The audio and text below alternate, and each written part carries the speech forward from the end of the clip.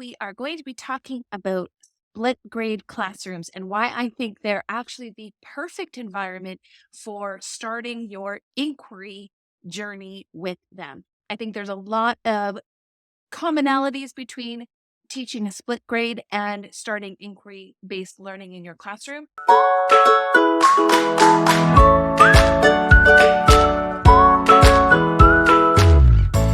We're going to be talking about split grade learning and why I think that it is a perfect fit with inquiry based instruction.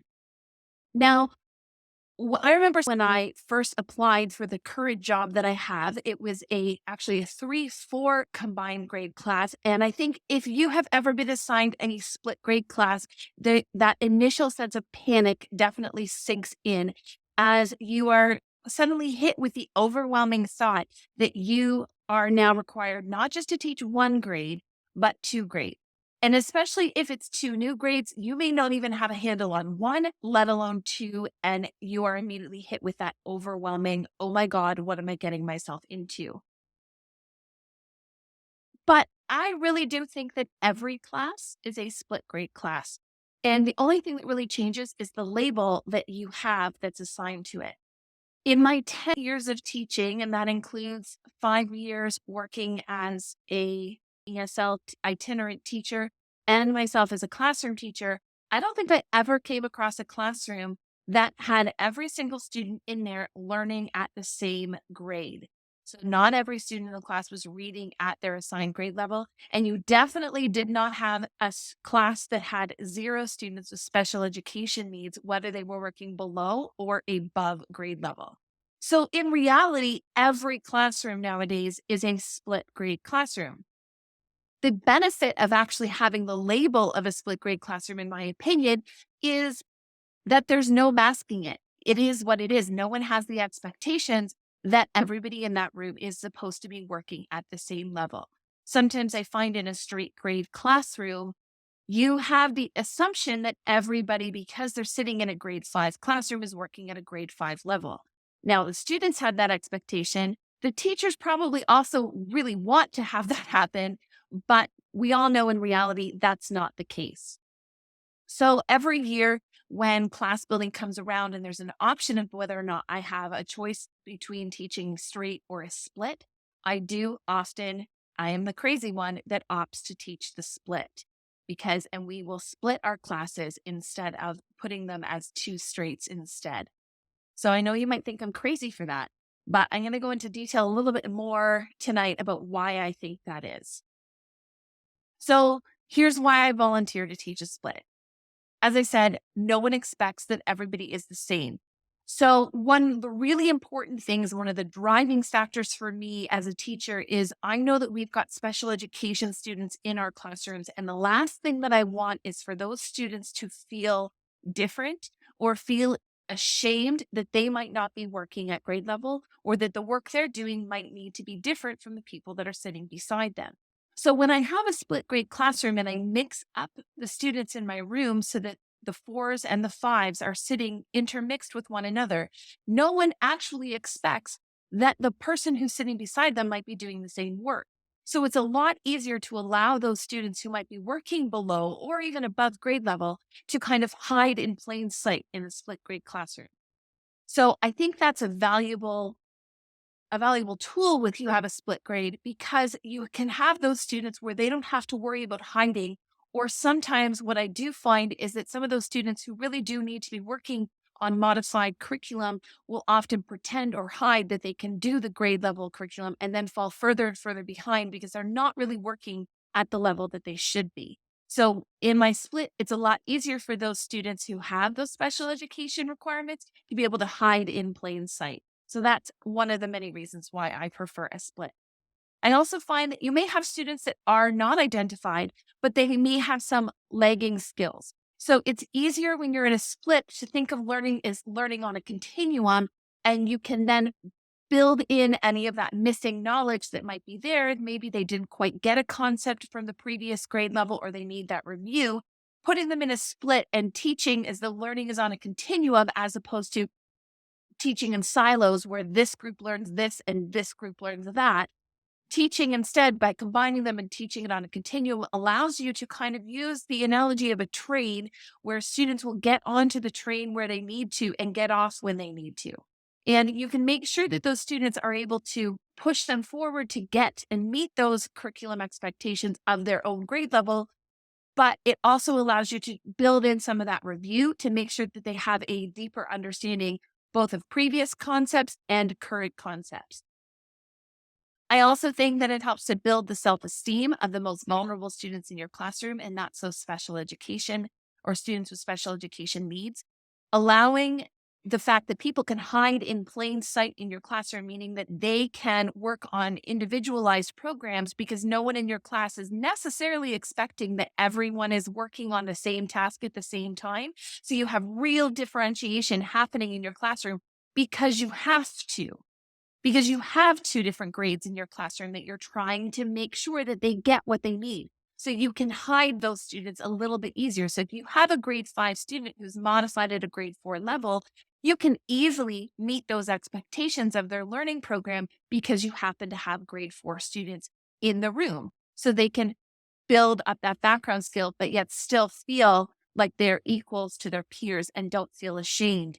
So I find that a lot of my students who have special education needs, they come in and they force themselves to work at that grade level curriculum when they're not really ready for it. And what I find is what ends up happening is they fall further and further behind because they're trying to play pretend as opposed to getting any real learning done. So by being able to meet the students with their needs through true differentiation, I can then meet them where they are and they feel confident, they feel successful, and then they're able to continue on learning. So I might actually be able to get them a little bit further in that case because they have access to a variety of learning experiences. I don't keep them stuck in the box of this is grade 5 content, this is grade 4 content, this is grade 3 content, and you're only allowed to learn what you're supposed to learn based on what grade you're in. I also think that teaching in a split helps you focus on the needs of your students as opposed to what they should be doing. So it's more of an individualized learning, and you really have to kind of shift your idea of that you're not teaching groups of students, but you're teaching individuals. And this is where inquiry really, I think, ties in nicely that it's student centered. So your data and your teaching is all student driven. So you're following the lead of the students, you're following what they are requiring, and then you group those students based on some commonalities. So in language or literacy, I may be grouping students based on what they're choosing to write. So I might have a group of students who are choosing to write a report, and I may find that there's common features in their writing that I need to do a mini lesson for, say, 8 kids. Well, those 8 students might be from grade 5 or they might be from grade 4, but I can group them together because I'm looking at that skill set. Now, I would expect a little bit more from the grade 5s in terms of their writing ability as opposed to the grade 4s, but they can still participate in that same mini lesson on the same big idea or topic. So I'm focusing on the students' needs as opposed to focusing first on what it is they should be doing. So I am able to meet those shoulds, but with the focus on the student needs first. And that's definitely where that inquiry piece comes into play. And I find because I have that experience as a split grade teacher, moving into an inquiry focused and a student centered inquiry was a much easier switch for me because I had already started to do more individualized programming based on necessity as opposed to based out of what was more comfortable for me. It definitely puts me into a more uncomfortable position and forces me to try different things and individualized learning. The other thing I really, really, really love about split grade teaching, and this is by far, I think, my biggest thing, if you can manage it somehow, if you are a split grade teacher, is to do looping. Now, I know that's not super popular of a term where I teach in Ontario. I know it's much more popular of a term in the States. But looping is where you have the same students year after year. So sometimes if you're a straight grade teacher, it means you teach them first in 4 and then you teach them in 5. So you'd have the same students for a 2-year program. Now, this works great when you can make really great connections. It's not great for every student. No teacher is going to make a difference in 100% of their students 100% of their time. Some kids are just not going to be a good fit with you. And that's okay to say, it's not a good fit. They should try something else. for either one of you. But I do really value the ability to start with my students in grade 4 and then say goodbye to them at the end of grade 5. Because once they hit their grade 5 year, I then have half of my class who would already know my rules, routines, procedures. They've developed independent work skills. I don't have to retrain 25 new kids. I only really have to retrain 13 because I'm really only retraining half of the class, which is the new grade 4s. And then I can use my grade 5s as leaders in the classroom to help the grade 4s understand kind of the structure of the classroom, how inquiry works, why things look a little bit differently maybe in my class than what they've seen in other classrooms. Now, I do have the fantastic privilege of working with some amazing teachers that get my students before me. So that does make it a little bit easier. But if you have the opportunity to somehow loop with your students, the growth, especially if you're a 4 or 5 teacher, the growth from those little guys in grade 4, which if you're teaching grade 4 right now, you're probably very familiar with this, but grade 4s are still so young at the beginning of grade 4. But by the end of grade 5, they've made so much progress, especially in their maturity and what they're able to learn and what they're able to do. It's such a rewarding experience to be able to see your students that growth and being able to compare that growth, and they themselves can see that growth because they're with you for those 2 years. I also think that being a split grade teacher forces me to be a better teacher. It forces me to think outside the box. It forces me to differentiate, meet the needs of my students. I can't just rely on what's working and following a textbook because generally that's not going to work for my students because I have such a variety of needs. So differentiation is absolutely key. So being able to say that having tasks that are open-ended, having tasks that have multiple entry points. So they have open ends. Sometimes they have open beginnings so that I can give the same task to a variety of different students.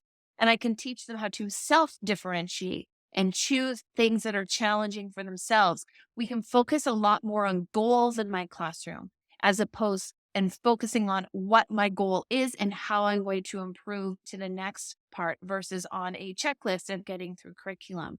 So I really do think that being able to teach a split doesn't have to be this panic inducing, stressful situation where you get overwhelmed by those big concepts where you're like, I have to teach 2 grades at once. If you think of it like you just have to teach 25 kids and that all of that learning is sitting on a continuum and you really have to dig into the curriculum. I'll be honest, there's a little bit of work in digging into the curriculum and finding the commonalities between those 2 grades, focusing on those big ideas and looking at where do they start? What is the learning along the way? And where do I finish? And looking at that path, especially when you're looking at language and math, finding those common threads that are interwoven into the curriculum and then starting at the beginning and taking your students along the path and finishing where it is they would end off for that grade level. That for me is where I really have to know my content and know what the curriculum is asking for those things. So I have to spend that time being over prepared and understand where it is I need to go, focusing on having very detailed plans and knowing how organized I need to be every month of the year so that I don't spend a lot of time. If it's not tied to curriculum or to learning, I don't have the time to spend on that. So I have to make sure that all of the tasks, even if they're those fun, exciting ones, I have to be able to find some tie in with some aspect of the curriculum because in reality, you are still covering 2 sets of curriculum and you do have to make sure that you can get it all covered. So you do have to be a little bit more rigid into how you get that covered.